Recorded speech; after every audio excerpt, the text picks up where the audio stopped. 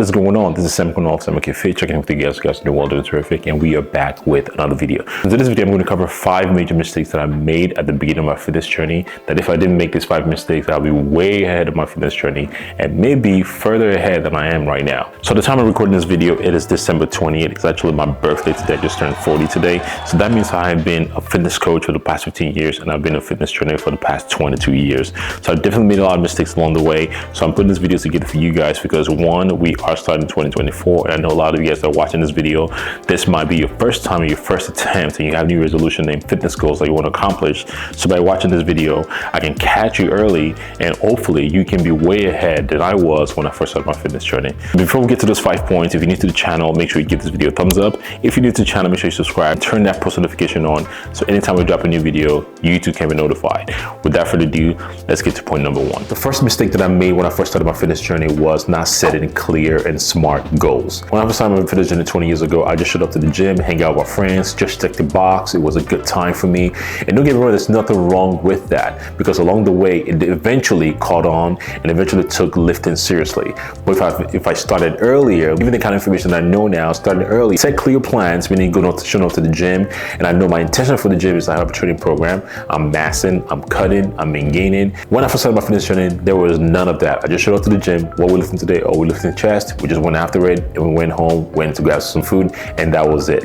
If I set clear goals and clear expectation, my fitness journey would or could have been way ahead of the time that it was. Especially when you first start your fitness journey too, that is your newbie gains. That is the time that you are going to make the most improvement of your fitness journey. So if you miss out on the opportunity to set those smart, realistic goals at the beginning of your fitness journey, you might be missing out on a lot of possibilities to improve your physique earlier. You miss out on those key important phase of your fitness journey. So the number 1 mistake that I made was not setting clear goals. The big mistakes you can make that I definitely made is not setting clear, intentional goals for your fitness journey in 2024. And the second biggest mistake that I made, or something I would definitely do different if I'm starting my fitness journey in 2024, is educate myself. And I know right now we have access to a lot of information, but back in the day, 20 years ago, when I first started my fitness journey, the extent of my education was from Muscle Development magazine or the Flex magazines that we have. But nowadays, if I start my fitness journey again, I will educate myself on the proper nutrition, how to diet, how to mass, what kind of calories surplus do I need to be in order for me to gain lean tissue mass,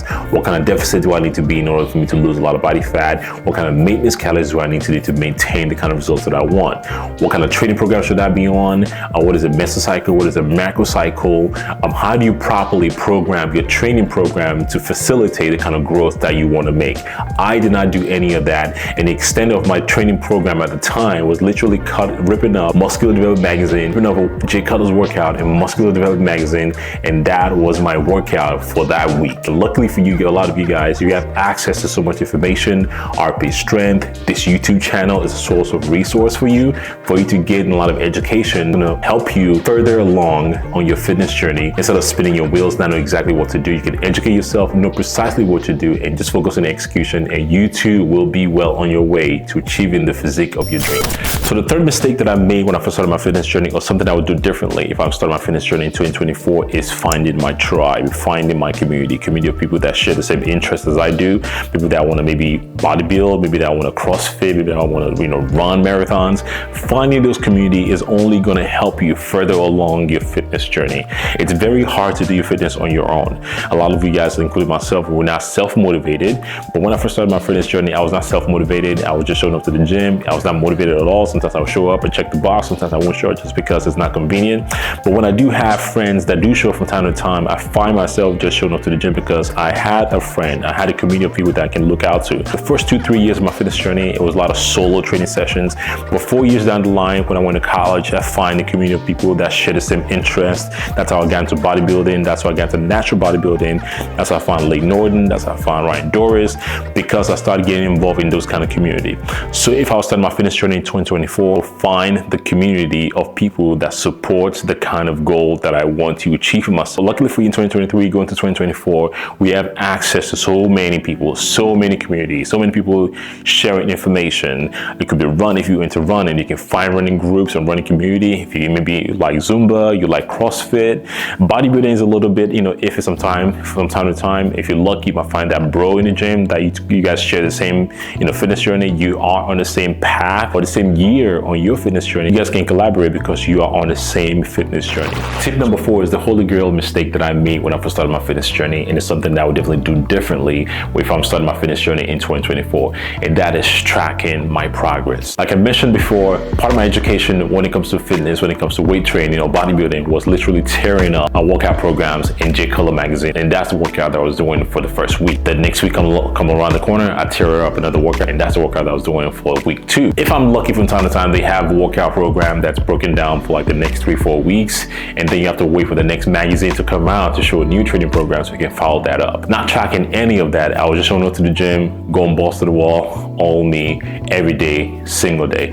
But knowing what I know now and the importance of tracking your progress, tracking your lifts, that gives you a lot of opportunity to be laser focused on your training program. You're not just playing the guessing game. You're more precise and you're more meticulous about your training program. Tracking your training program will prevent you from just wasting a lot of energy. Tracking your training program is just not winging it. Tracking your training program is you can be more precise and more accurate to determine what's working, what's not working. If you can track it, you can manage it, you can manipulate it. If you cannot track it, at that point you're just playing the guessing game. Eventually I caught on to tracking my training program because I found a community of people that were smart enough to let me know, yes, I need to start tracking my training program. If I started tracking my training program from year 1, year 2, year 3, and now waiting until like year 4 fitness journey, imagine the progress I would have made in the first 3 years, which is my newbie game year. I could have been way further ahead than I am right now. So tip number 5 of what I would do differently if I started my fitness journey in 2024. One of the biggest mistakes that I made when I first started my fitness journey 22 years ago was definitely not taking rest and recovery seriously. Get it? Depending on what age you're starting your fitness journey.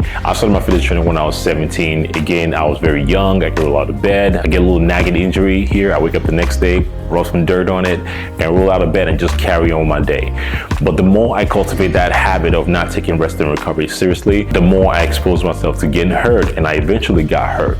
Low back injury, knee injury, and that prevented me from showing up to the gym and giving my best in the gym. The biggest regret that I have right now is just imagine the amount of gains or improvement that I would have made if I took recovery seriously. Knowing what I know now, knowing the importance of recovery, knowing that yes, you show up to the gym, you give it your all, you spend an hour to 2 hours in the gym, but the bulk of your progress happens when you're not in the gym, meaning that your nutrition is on point, you're in the right nutritional space to facilitate growth, meaning you are in a caloric surplus, the environment that you need to be to gain lean tissue mass, to recover. Are you tracking your sleep? Are you making sure you get good quality sleep? Because that is the most important part of your fitness journey. That is where you recover. That's where you make all the gains. Yes, you make the gains in the gym, but you keep the gains by 1, being in the right environment for you to flourish, meaning being a caloric surplus, caloric maintenance, and 2, making sure your rest and recovery, your sleep, the quality of your sleep is on point. Of course, when you're younger, you want to party with the boys, you want to go out, you think you're a spring chicken, you can just bounce off the wall and just carry on with your day. You might be able to. Imagine if I had taken rest and recovery seriously when I first started my fitness journey, I would have been way ahead, 2-3 years further. If I was starting my fitness journey again in 2024, I would definitely prioritize rest and recovery because that is probably more important than actually showing up in the gym in the first place.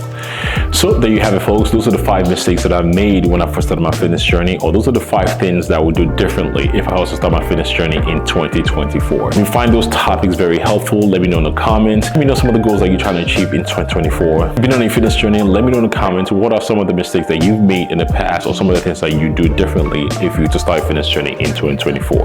That is a video for you guys. If you enjoyed this video, make sure you give this video a thumbs up. Make sure you turn the post notification on so you can be notified anytime I drop a video. And if you're new to the channel, make sure you subscribe, and I'll see you guys on the next one.